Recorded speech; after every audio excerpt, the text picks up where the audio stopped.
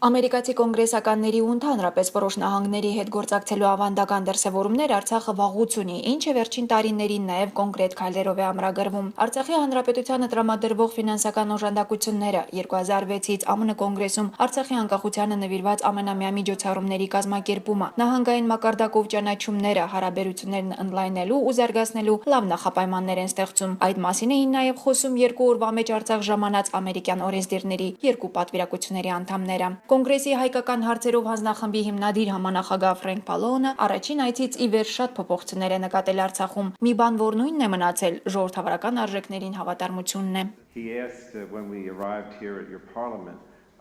Նախորդ այցից ի վեր շատ բան է փոխվել այստեղ։ Նոր ու գեղեցիկ շենքեր են ամենուր։ Պարլամենտի այս շենքը, որ հունահռոմեական սենատ է հիշեցնում, այն ժամանակ չկար։ Բայց հարցը շենքերի մեջ չէ, այլ նրանում, որ Արցախում իրականում ժողովրդավարություն գոյություն ունի։ Եվ Արցախը իրավական պետություն է։ Նույնիսկ ադրբեջանական ագրեսիայի պայմաններում էր Արցախը իրականացնում միջազգային նորմերին համապատասխան ընտրություններ, որոնց ես ականատես եմ եղել։ Ինչպես գիտեք, Արցախի ճանաչման խնդիրը մեր հանձնաժողովի օրակարգի մաս է կազմում, եւ ես կարծում եմ, ինչպես մինչև հիմա տարած աշխատանքներն են հաջողությամբ պսակվել, այնպես էլ այսուհետ պիտի շարունակել։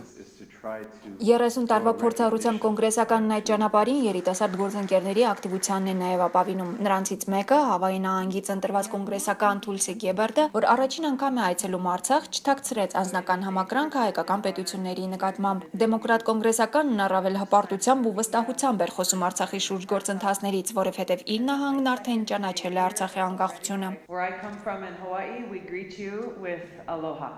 Ինձ համար մեծ պատիվ է այսօր լինել այստեղ, եւ ես ձեզ ուզում եմ ողջունել ալոխա բառով, ինչը նշանակում է, որ ես ձեզ բաց սրտով ու ամենայն հարգանքով եմ ողջունում։ Ընդամենը ժամեր է ինչ Արցախում եմ, բայց մարդկանց դեմքերին զգացել եմ մեծ ողջավորություն։ Իբրև նախկին զինվորական կարող եմ պատկերացնել, թե ինչ հետևանքներ է բերել պատերազմը, եւ ձեզ նման խիզախ մարդիկ ավելի լավ են արժևորում խաղաղության գինը։ Մեր բոլորի ջանքերն ուղղված են Արցախի անկախության վերջնական ճանաչմանը։ Կոնգրեսականների հետ Արցախի խորհրդարանում կայացած հանդիպմանը խորհրդարանի նախագահ Աշոտ Ղուլյանը բարձր է գնահատել իր հյուրերի կողմից հետևողական տարվող աշխատանքն Արցախի միջազգային ճանաչման գործընթացում։ Արցախի ու ԱՄՆ-ի անցած ճանապարհի ընդհանրությունները շատ են։ Միացյալ Նահանգները, ազատների երկիրն ու խիզախների տունը 2.5 հարյուրամյակ առաջ հիմնադրվել է ազատության, մարդու իրավունքների, ժողովրդավարության ու հավասարության արժեքների հիման վրա։ Նույն գաղափարներն են 3 տասնամյակ առաջ ոգևորել մեր ժողովրդին պարզելու ազատության դրոշը, ասել է խորհրդարանի ղեկավարը։ Պատահական չեմ համարում այն իրողությունը, որ հենց ամերիկյան նահանգներից են գալիս Արցախի ազատությունն ու անկախությունը